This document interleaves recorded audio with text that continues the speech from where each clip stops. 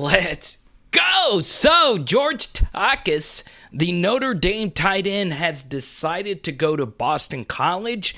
What is LSU now going to do at tight end? And look, the depth there is very thin, especially after Danny Lewis decided to not go to LSU. Do you feel comfortable with LSU's tight end room right now? So obviously, if you look just at traditional tight ends, the player with the most experience is going to be Kole Taylor.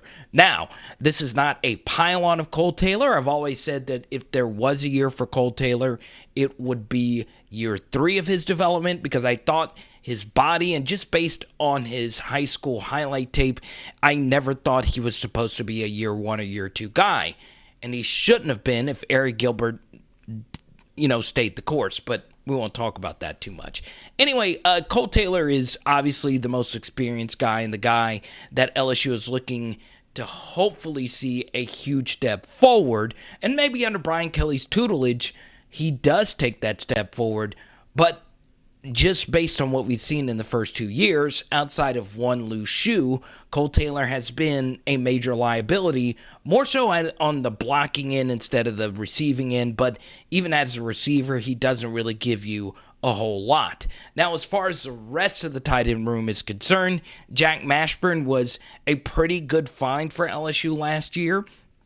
He was an amazing blocking tight end for LSU, but obviously the receiving side of things is something that he doesn't really give you. And then, of course, LSU brought in Mason Taylor, the son of Jason Taylor in this last recruiting class, a 3-star tight end from a really talented area of Florida. And look, I'm really high on Mason Taylor. I do think he can eventually be a really good starting tight end in the SEC.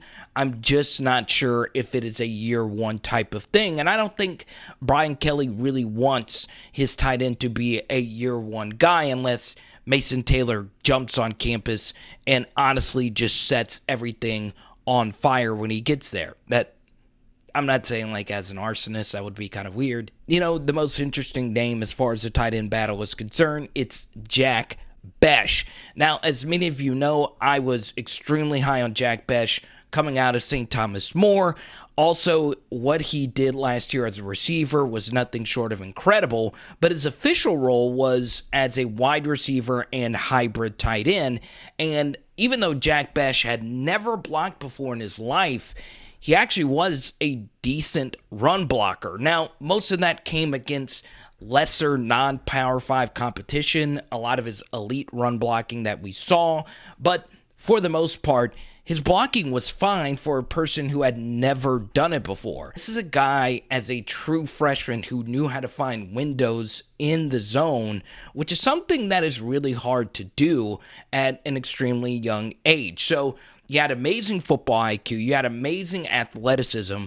According to Pro Football Focus, he was one of the best receivers in the country when it comes to beating man coverage. The list goes on and on what Jack Bech was able to accomplish last year.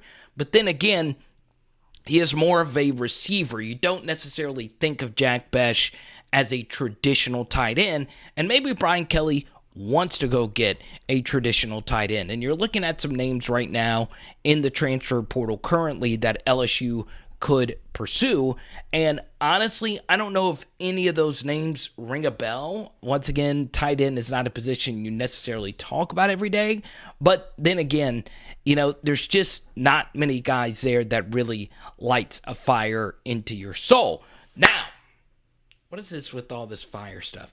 I do have a name, though, that I think a lot of you will find interesting, and there is a connection to this new LSU staff to this one name. So you're probably wondering, wait, why are we watching Georgia versus Arkansas, a game from 2020? Well, I want to highlight the player that you're about to see in your screen. It is 6'7", Darnell Washington, who not only high points this football, he misses a tackle of Jalen Catalon, one of the best safeties in the SEC, and falls forward for a big gain. Now, once again, this is Darnell Washington as a true freshman doing this. So this was his first ever game at Georgia. So the thing about Darnell Washington is going into his second year, he had an injury, a foot injury. So he missed the first 5 games of 2021, and he actually lost his job to another true freshman tight end in Brock Bowers. So Darnell Washington is a really, really talented prospect, as you see here versus Kentucky. But as a true sophomore, there was a tight end who just unseated him. And at the same time, Eric Gilbert also entered the transfer portal, but as many of you know, he never actually played. Now, to add an extra layer into it, Oscar Delp is an elite tight end who also signed with Georgia for the class of 2022. So Georgia, the last 3 years, just brought in 3 different elite tight ends. And remember, tight ends rarely are on the field at the same time. Normally, you only have one tight end as more teams play 11 personnel.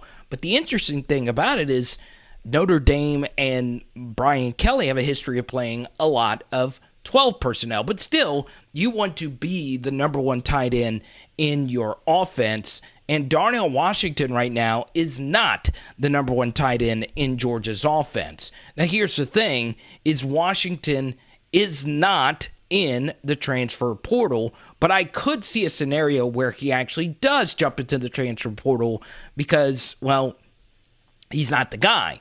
And he can look at LSU's tight end room and say, look, I can go over there and immediately be their number 1 true tight end. And that's where it gets really interesting from Georgia's vantage point because of where their roster is right now going into spring football, because Brock Bowers is currently hurt. So Bowers went through an offseason surgery, and Darnell Washington during the spring could technically win his job back at Georgia. I just don't think that's going to happen because Brock Bowers was Georgia's most productive receiver overall last year. So I do think Darnell Washington at some point will enter the portal, but I could also see a scenario where he stays at Georgia. Now, even though Washington is a tight end, his receiving coach, or the wide receivers coach at Georgia, Cortez Hankton, as many of you know, actually ended up going to LSU. So you could see a scenario, and this ball was a little bit behind Washington. You still got to catch it, but still, you could see a scenario where Cortez Hankton is able to, once again, you can't talk to a player that is currently on the roster, but I mean, all coaches do it. There could be some form of connection between Darnell Washington and LSU where more immediate playing time will be in place. So now this is where things get very interesting, right, as far as being a tight end. Can Darnell Washington block? Is this something that he could do? And the answer to that is actually pretty fascinating. I'm not going to actually show you any clips of Darnell Washington blocking because I just don't have enough time to grind Georgia film, but there is a really good Georgia film analysis YouTuber by the name of Brooks Austin, and I was looking at some of his tweets, and he said Darnell Washington is a fantastic blocker when he wants to be. And there were instances in the national championship game where Darnell Washington was going up against Georgia's Will Anderson and the very talented defensive lineman that Alabama has to offer, and Darnell Washington held his own. So, yes, Darnell Washington does have the tenacity to be an elite blocker, and he's willing to be a blocker. And look, you know, he probably wants to go into the NFL draft next year, and he's definitely, with his pure athleticism, going to get his opportunity to get drafted. But, you know, you have to be able to play, and I'm just not sure if there is a way to get Darnell Washington on the field at Georgia next year with Brock Bowers already in the fold. Maybe they do run more 2 tight end sets. They did lose Jermaine Burton as well in the portal to Alabama. So, you know, it's not as if Washington, if he decided to go back to Georgia, wouldn't play at all. It's just there is a clear path to playing time at LSU. So, that's where LSU's tight end room currently stands. If I'm missing a name, please let me know down below. And do you think Darnell Washington is a must-get? Now, this is going to be the more important thing. Let's just say LSU doesn't land a tight end from the portal at all. Are you fine with LSU's current tight end room? Do you think it's enough going into next year? Type Y for yes or type N for no. Boom. So I'm looking at you right now, okay? Now, it makes perfect sense, right? We sent a tight end to Georgia last summer, and now they can return the favor, right? Anyway, obviously get involved in the comment section, and as cool as these Georgia uniforms are, you have to admit they're pretty tight. He would look a lot better in purple and gold. It is. Oh yeah, by the way, boom and boom. You can watch our Jaden Daniels film studies. Both of them you can right there. They're floating in your face. It is. There you go. Power Hour LSU bomb.